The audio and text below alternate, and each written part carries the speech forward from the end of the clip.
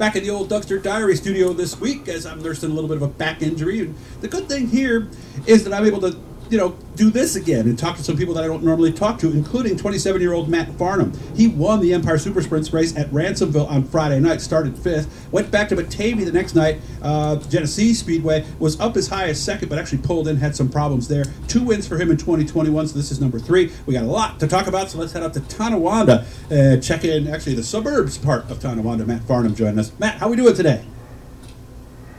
Good, how's it going? Not bad, not bad. Sounds like it could have been a great weekend, but it was still a pretty good weekend, right? Yeah, for sure. Definitely it was good to get the win at Ransomville, being my home track and kind of where I grew up racing at. So to be able to come back with the ESS, we've been trying to get that one for a couple of years now, so knocked that one off the bucket list and was racing good at Batavia, won the heat race there, was fast time early on for qualifying and started 7th there, was up to 2nd, had some motor issues at the end, ended up pulling in, but still, even with pulling in, ended up 10th there. So overall, not a bad weekend. Okay, let's get a little more detail on Ransomville. Started 5th on the bottom. Did you stay there, or how'd you get to the front?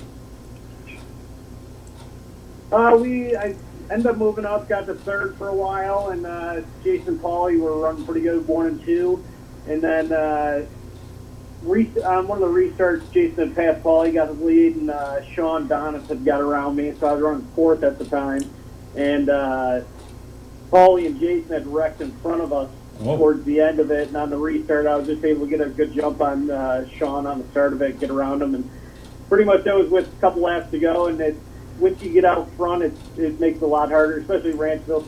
Some nights it makes it, once you get out front and can get a good run going, somebody's really going to have to put a move on you to get around again. Okay, so obviously feeling, winning at your home track, first ESS win, that meant a lot. Yeah, for sure. Like I said, we had a win last year with the ESS, and just to be able to get one at Ransomville, it was pretty cool. Like I said, that we've been trying. We ran good there last year. I was quick time there last year. Won the heat race with the ESS at Ransomville last year too, and ended up 3rd at that one. So we knew we had a pretty good setup going into it. Changed a couple more things to try some stuff, and like I said, I was right place, right time, and we were fast all night, and just kind of capitalized on the opportunities that we'd gotten. You told me you had some engine problems at Batavia. Have you had a chance to look at it and figure out what was wrong? Yeah, just a couple of minor things, and got it all fixed up. So we're actually getting the shop right now, finishing up, getting it all ready. We're going to go do some testing and run up at Oswego on Friday night just to get ready in 2 weeks on July 1st. They're having their first nationals race up there for $10,000 to win. So we're just going to get a little test and tune in and make sure everything's all good for that one. And I believe it's the first time they've raced this season because they didn't run in 2020 or 2021 at all, did they? No, and they ran a couple weeks, it might have been 2 weeks ago, I think. They ran Dylan Westbrook one up there, and Dylan's always good up there. Yeah. That's what we just want to make sure we can go and make sure everything's all good. And because a couple years ago, the last Canadian Sprint Car Nationals, the last race they had there, me and my teammate Scott ended up 1-2. So that's what we just want to go up there, do a little bit of testing, make sure everything's good, and hopefully go from there. Last time I saw you, you were in a modified at Canandaigua. Are we doing any modified stuff this year?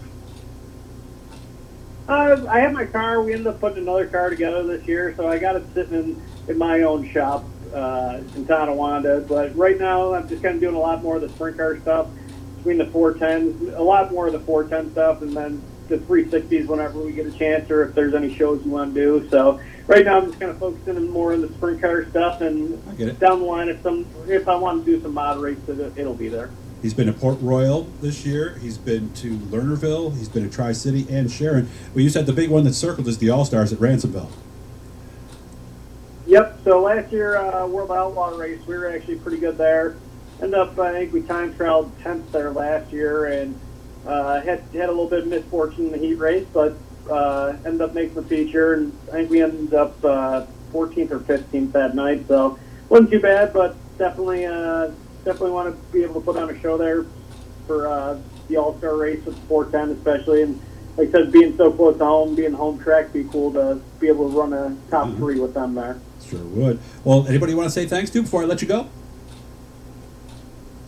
Yeah, I always have to thank my car owner with the sprint car, Trey Hoddick, crew chief Carl Hare, sponsors, Joey Hoffman at Composite Fiber Works, Brady Electric, CJ Construction, Skyline RV, Ryder Racing Engines, J&J Chassis. There's so many people that make it possible for me to go out with all the different cars and do what I do. So hopefully, like I said, in the next couple of weeks, we can get a couple more wins going here and go from there. And I'll call you back when that happens. So appreciate your time, man. Thank you very much. Good job, guys. Hit the blue E down there in the corner. We're going to be doing a lot of phone stuff this week, so you're still going to be getting lots of video. It's just going to be, what we're doing here, more like podcast style stuff, old Doug's Dirt Diary Day. You take care of yourself, Matt. Thank you again for your time. I appreciate it.